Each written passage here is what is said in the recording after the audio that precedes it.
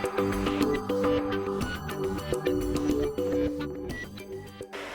and welcome to my PlayHouse, and today I'm again in the data center. It's getting cold outside, so play with computers.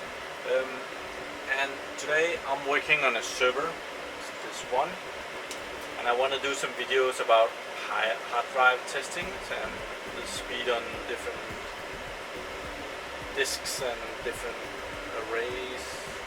But before I can get to that, I have to get this server up to date. And it has been out of production for quite a while, so I wanted to update the firmware on it, and I wanted to show you how I do that and how IBM thinks that it should be done. So I'm accessing the IMM. I've went into the BIOS on the server, and I've just entered the IP number that I want to be able to connect to the server to. I'm gonna save the network settings here and press enter, and it will have to restart the IMM to make it use these changes. We'll do that, and I will be able to remote control the computer from my laptop on my desk instead of standing here in the server room. Although it's cozy. Reset IMM. Okay. So let's go see if I have a connection.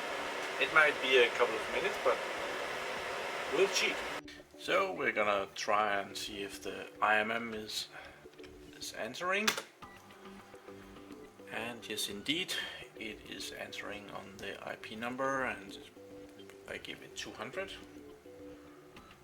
End, and then we should get a web page as well. Yes, there's a web page here, and it's back to the standard username and password for an IBM IMM, which is user ID and password, big letters, and with an O, well, with a 0 instead of an O. And we get in, and I just reset the IMM, so everything is back to standard. So I'm gonna, over here is the name of the server, and it's just some crap right now. Actually, it's the serial number of the server, that is the name of it. I'm gonna put in a name from my naming standard. Save. Done. And that has been put in. Everything else I will wait on doing. But I want to make a image file so that I can boot this server through the remote control thing here and update it. And to do that, I have to go to IBM's homepage. I have to find something called IBM ToolsCenter and Bootable Media Creator.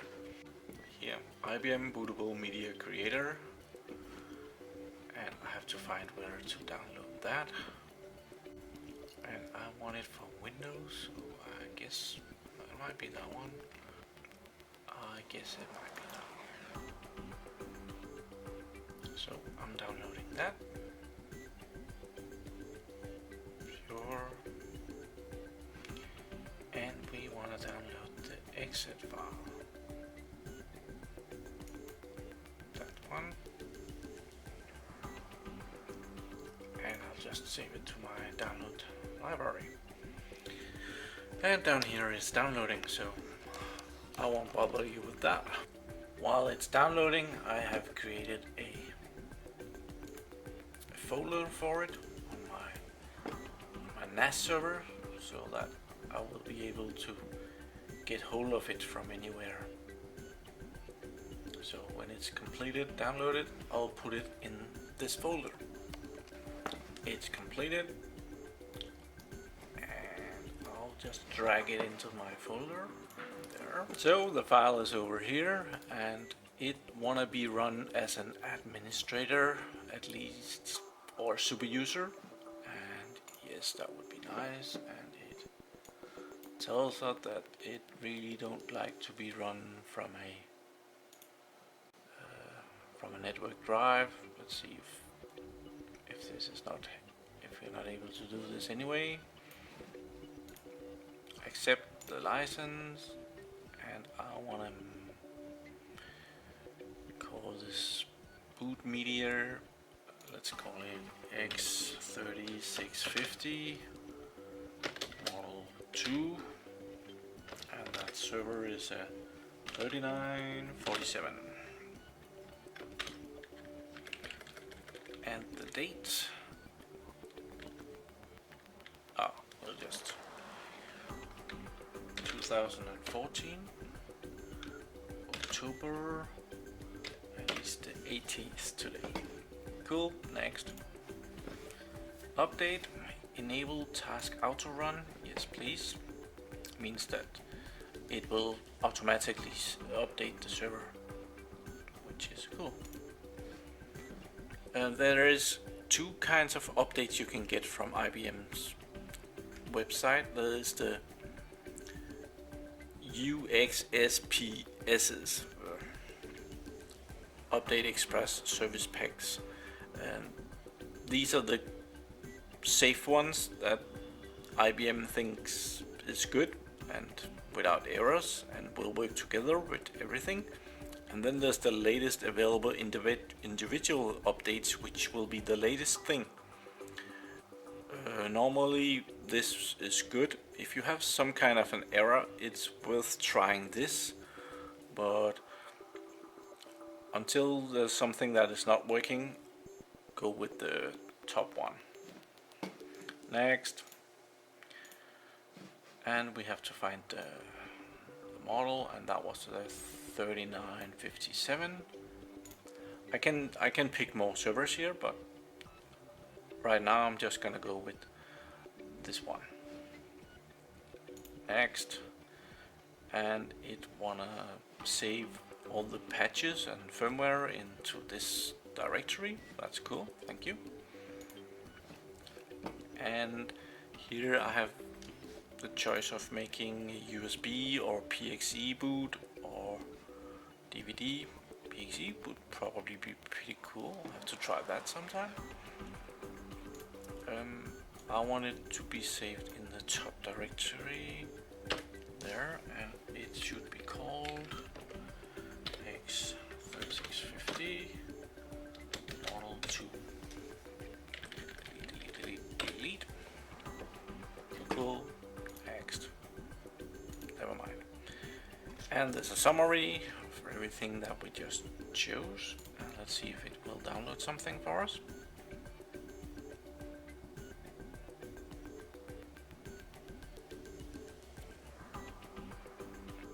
And it's connecting, and it will download, and I will fast forward this. This takes a while.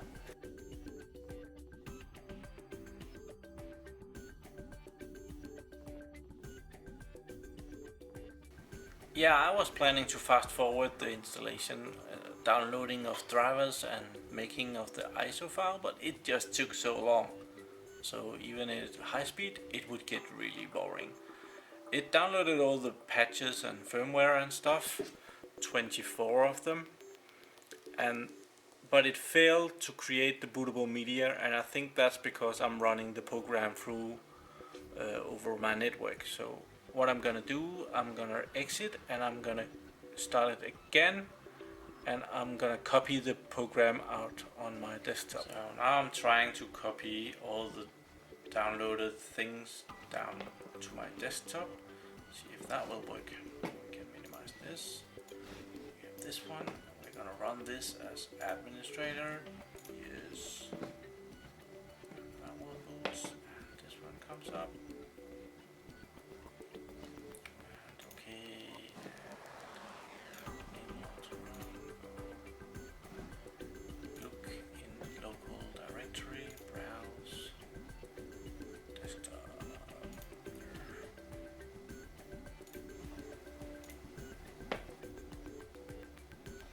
So apparently the files has to be on the local computer, and you have to start the ToolsCenter Bootable Media Creator as administrator.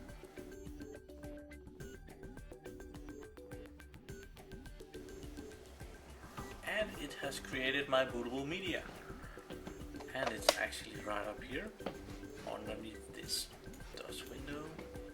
Here is the media, and I'll need the server to boot on that one. So I'm just gonna close this, and we're just gonna delete this because I have another copy. Delete, yes. And we're gonna connect to the IMM on the server, and I got it right here. And we're gonna do some remote control to the server and start remote control in single user mode. And up here there's a blocker. The page was blocked from opening a new web page.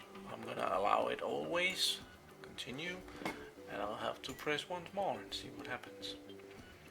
It complains about Java. It's starting a Java script something file.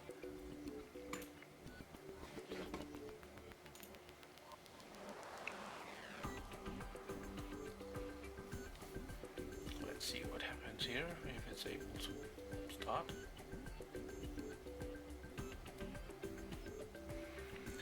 And it was blocked.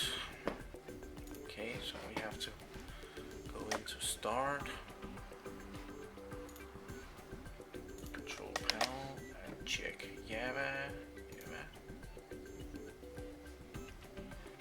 security in Java, and I have to add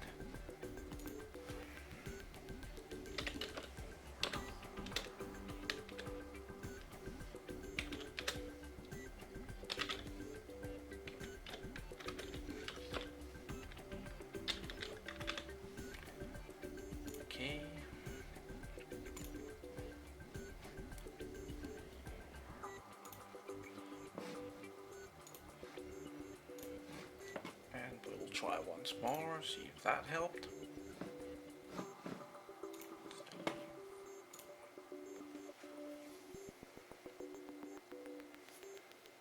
We get another one. I think this is a bit further.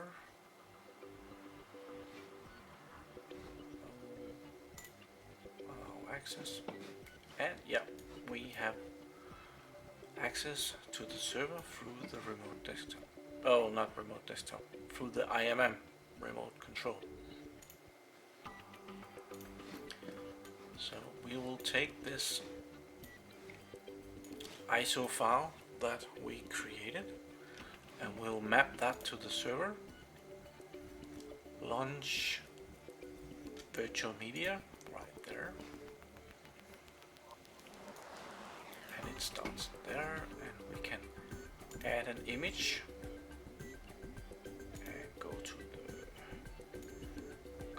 Desktop there, and there is our image. Open, map, mount selected,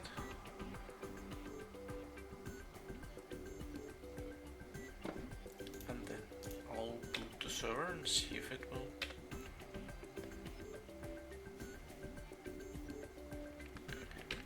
Exit setup, save changes. No. And the server will be booting.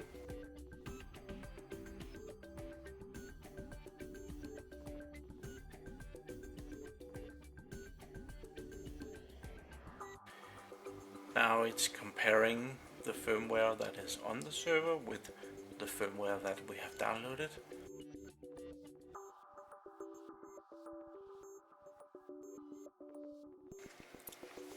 So there's a lot of new firmware for this system. The BIOS itself is in a version 1.19 now, and the one on the machine is 1.05. And the same goes all the way down. That the firmware is newer. This is undetected. That's irritating. I think we'll add that just to get that as well.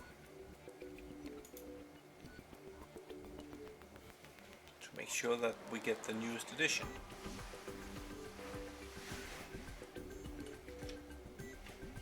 So, and it automatically goes on by itself after 60 seconds.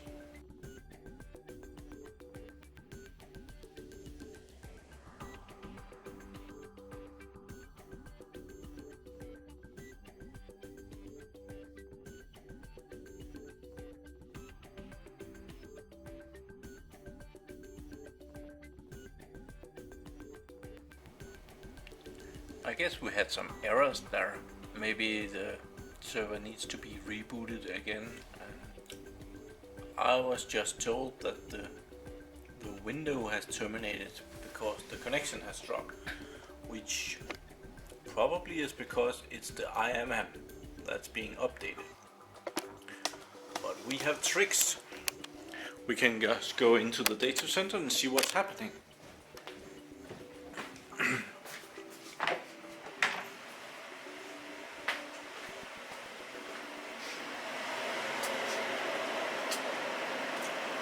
And it's still running. It's probably just killing the connection so that it can update. This absolutely takes forever. I think IBM owes me a couple of hours back in my life. But yeah, this takes forever. Okay, it completed the run with these 3 errors, and it's complaining about that up here. So I think if I do this once more, I think it might install those 3. So I'm gonna do that.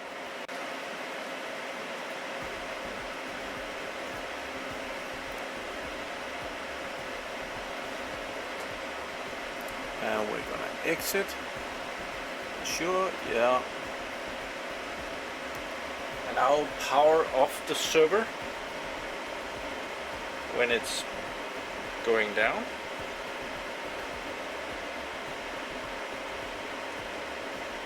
Have my finger on the trigger over here. There it is, it's off. So I'm pressing it and it's off. Okay, I'm not able to connect to the IMM anymore. If I go to the web page, there's no answer, and if I try to ping it, there is only answer from my machine that it's not able to reach the destination host unreachable. I think this is one of the times where I actually have to go and take off power of the server. It's not a fantastic thing to do, because this is exactly why the server has an IMM, so that you don't need to go do that from time to time. So now I took off power of the server, counted to 10, and now it's answering again. Let's see it once more. Yeah, and answering time is 1 millisecond, and that's pretty good. So let's see if we can log in now.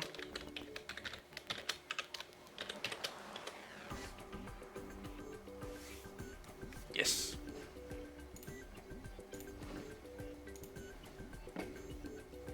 So now I will start a new remote session to the server, and I will map our driver file that is here, firmware update file, ISO, and reboot the server and try to update it. Okay, I now have connection to the remote management, and I'm gonna load the virtual media again.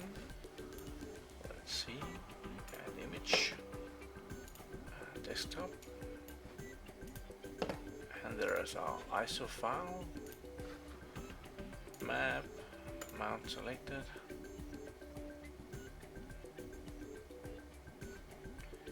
Minimize, and we'll power on the server. Yes, and it should power on and hopefully boot and try to update the drivers that was not updated.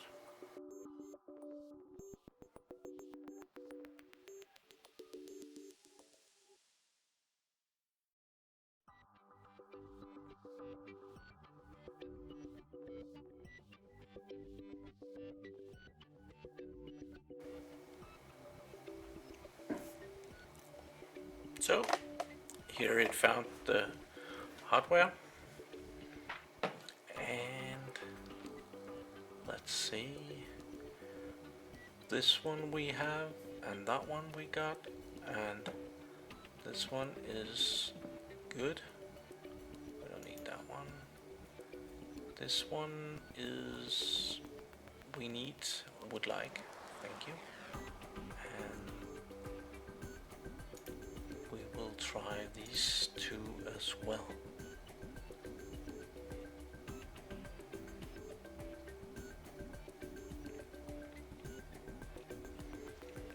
I don't know, that's kind of a jump. Doesn't seem like this has ever been upgraded. That's a lot of firmware releases right there. That doesn't look too good. It doesn't want to do those updates. That's kind of irritating. So finally I got it. This has been a very long process. I have been booting 3 different driver images. It seemed that this server RAID adapter is not able to update from the very old firmware that was on it and directly to the newest. So it had to be updated with something in the middle. And I had some old images laying around with drivers. So I had one from 2011 and I had one from 2013. And I ran the oldest one first and then the next one, and both was successful, and now I have updated to the latest version. This is not the best way to do that, so it's probably a good idea to keep your server up to date. So with the server fully updated, I'm now ready to go ahead and play with other components. I must say that this was not a very good example. Normally this goes a lot smoother, but this server hadn't been updated since I think 2009. So there was a lot of updates that it was missing, and most of them, the first 3, I was able to one cycle, but the last one, the RAID adapter, I was not able to. I had to do that. I don't know if I had to do it, but I did it by updating it 2 times before the final update to the newest version. So I hope you got something out of this. Thank you for watching my videos. Do subscribe to my channel so that you can see me again, and have a really nice day. Bye bye.